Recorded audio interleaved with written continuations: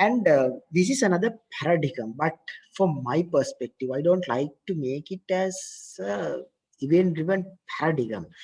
And no, it's not a event driven programming, though I have mentioned it's there. It's not a programming, it's an architectural style, right? I will give an example what is an architecture. First of all, right, now you are developing a house for you. What you have done is you have visited an architect and asked to draw very rich or a nice design, right? Whatever.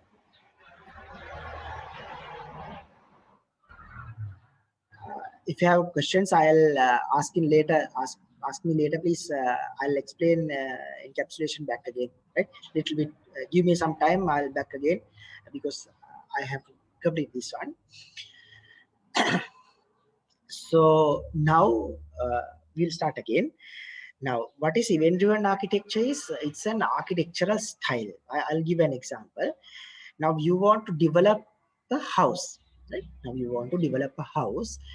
Now what you want to do is you want to develop your house very fabulous.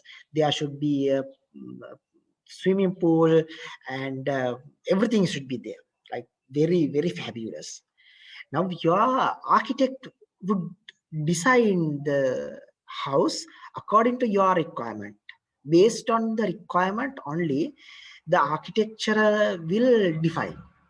If we go little bit time back, there's a Roman architectural style.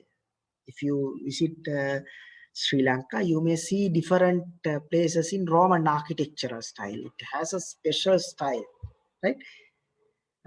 Presidential office in Sri Lanka, it's in Roman style. You may see it's like very large columns are there and kind of things are there. And your very sophisticated new house do have another large same stylist, but it's modified by incorporating with different things. That is the architectural evaluation, right? That is architectural changing. Now that is an architecture.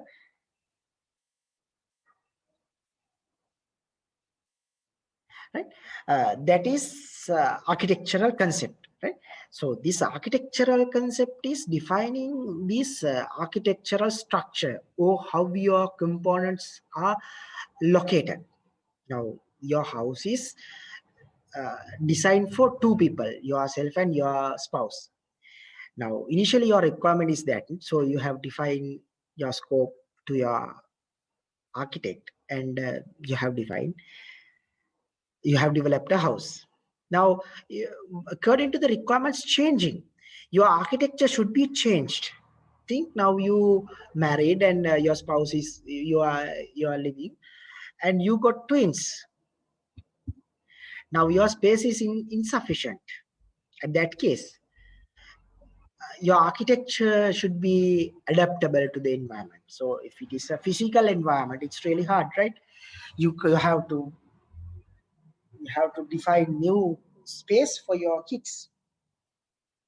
Likewise, software architecture also evolved in evolution. So different architectural styles are there. So that's why I have mentioned this is an architectural style.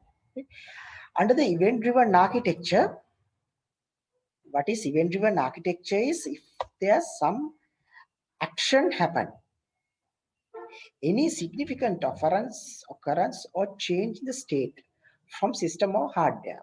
I will give a very simple example to understand what is this diagram, right? This is like daunting diagram for you probably because it's newly born babies and I'm speaking about very high technical solution. But I'll try to minimize the technical uh, jargon and minimize the technical difficulties for you and describe to you in simple manner. I will give an example. I believe everyone is using Facebook, right? Now, what is your event source is the event data is you clicked a like button. You clicked a like button. This is an event. and any significant occurrence of change state for system of hardware or software. Now you are using Facebook, you are using mobile Facebook, you have installed it. We will get an example like this, or you might using browser, whatever. At that case, you are using software to interact with the others. You have liked here very fastly, very fastly. The others seeing that you have liked or you have commented in here. Happy birthday, you have commented. Nanoseconds speed, it would move to the apps. All of your friends can see how it was happened, how these activities was happened because of this event driven architecture. Actually, this is streaming event driven architecture. My example is more fit, but for now, for your understanding, it's more than enough to understand event driven architecture in this way. Publisher is the people who follows your friends or the people who are getting the notification of yourself. And this is the event day store. That means the process like, or you can make it back again, revert it. No need to like, right? And this is the subscriber. The subscribers are the people who allow you to push the notifications for you, right? Now this is the stream, the process or the pipeline carry the data, and these are the apps, and there are simultaneously there are different of syncs. So this is the source, or the data is generated in here, and this is the sink where the data would end with their life cycle, but it's not actually ending. There might be another cycles. There might be some sort of this database would be connect to somewhere and back again to the publishers or the subscribers, whatever, right? I'm not speaking very deeper, but for now, if you understood that level, that is more than enough what is event driven architecture, what the event driven programming, or event driven paradigm, or whatever the thing, right? If you really like, this is a topic that you can go through.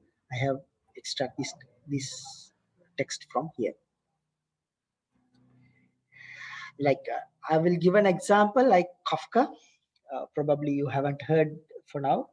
There's a event driven. Actually, this is stream processing event driven platform of Apache Kafka. This is not the uh, only stream processing. There are a lot of stream. What is stream processing means? Real time processing, right? There are a lot of stream processors are there. So this is one of example. If you want to learn about a little bit more, go through with Apache Kafka. But for now, I'm highly demotivating to don't move to that level, because you might stuck very soon. You might not understand what's this concept.